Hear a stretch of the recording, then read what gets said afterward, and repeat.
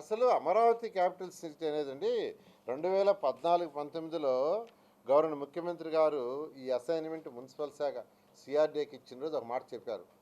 ఈ project self sufficient కావాలి, దాని ఆదాయాన్ని అదే తెచ్చుకోవాలి, ఏదన్నా బ్యాంకుల్లో లోన్స్ అయి తెచ్చుకుంటే రీపేమెంట్ అదే చేయాలని చాలా క్లారిటీగా ఇచ్చారు.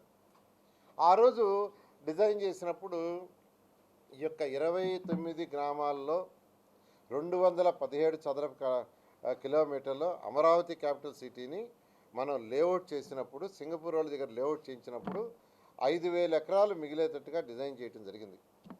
5,000 ఎకరాలు నెట్, అది కూడా స్క్వేర్ యార్డ్స్లో, అది కూడా డెవలప్ చేసిన ల్యాండ్. రోడ్లు డ్రైన్స్ అన్నీ వేసిన తర్వాత ఏదైతే మిగులుతుందో అది డెవలప్డ్ ల్యాండ్. 5,000 ఎకరాలు స్క్వేర్ యార్డ్స్లో ఈరోజు మన దగ్గర ఉంది. 5,000 ఎకరాలు దాన్ని అలా పక్కన పెట్టాం. దాన్ని పక్కన పెట్టి మిగిలిన ల్యాండ్నే ఎవరన్నా వచ్చి ఏదైనా స్కూల్స్, హాస్పిటల్స్, కాలేజీలు, ఏదైనా ఫ్యాక్టరీ పెట్టాలంటే ఇస్తున్నాం. ఈ 5,000 ఎకరాలు యాసిస్ పక్కన పెట్టాం. ఫ్యూచర్లో ఇది కొంత డెవలప్ అయిన తర్వాత 4-5 సంవత్సరాలు అయిన తర్వాత ల్యాండ్ కాస్ట్ పెరుగుతుంది. ఈరోజు 5,000 ఎకరాల రేటు 10 కోట్లు వేసుకున్నా, 10 కోట్లు మినిమం వేసుకున్నా 50,000 ఎకరాలు 50,000 కోట్లు అండి. 5,000 ఎకరాలు ఈరోజు వేసుకున్నా 50,000 కోట్లు.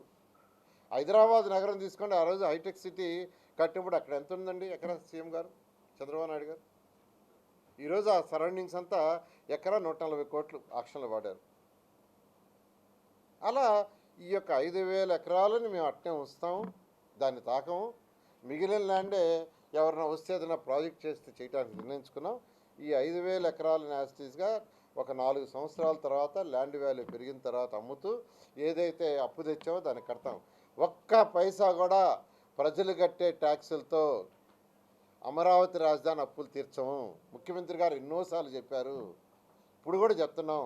తీర్చేదానికి ఎలా అంటే 5,000 ఎకరాలు. ఆ రోజు హైదరాబాద్ ఆ విధంగా డెవలప్ కాబట్టి ఒకప్పుడు ఎందుకు పనికిరాని ల్యాండ్ ఈరోజు కోట్ల రూపాయలై ప్రభుత్వానికి ఆదాయం వస్తుంది. ఈరోజు తెలంగాణ ప్రభుత్వానికి ఆదాయం వస్తుంది. ఇంకోటి, ఆ రోజు హైదరాబాదుని డెవలప్ చేయబట్టే ఆ రాష్ట్రానికి వచ్చే ఆదాయంలో 70% ఒక్క తెలంగాణ హైదరాబాద్ నుంచే వస్తుంది. 70% ఆ వచ్చిన ఆదాయాన్ని అన్ని జిల్లాలకు పంచుతున్నారు. అదేవిధంగా అమరావతి క్యాపిటల్ సిటీ డెవలప్ అయితే దీని మీద ఎంతో ఆదాయం వస్తుంది. దీని ద్వారా ఆ వచ్చే ఆదాయం రాష్ట్రంలో ఉన్న అన్ని జిల్లాలకు పంచి అన్ని జిల్లాలను డెవలప్ చేయడం జరుగుతుంది. ఇదంతా విజన్ ఉన్న నాయకుడు ఆలోచిస్తాడు. విజన్ ఉన్న నాయకుడు ఆలోచిస్తాడు, గవర్నర్ ముఖ్యమంత్రి చంద్రబాబు నాయుడు. కానీ జగన్మోహన్ రెడ్డికి ఆ విజన్ లేదు.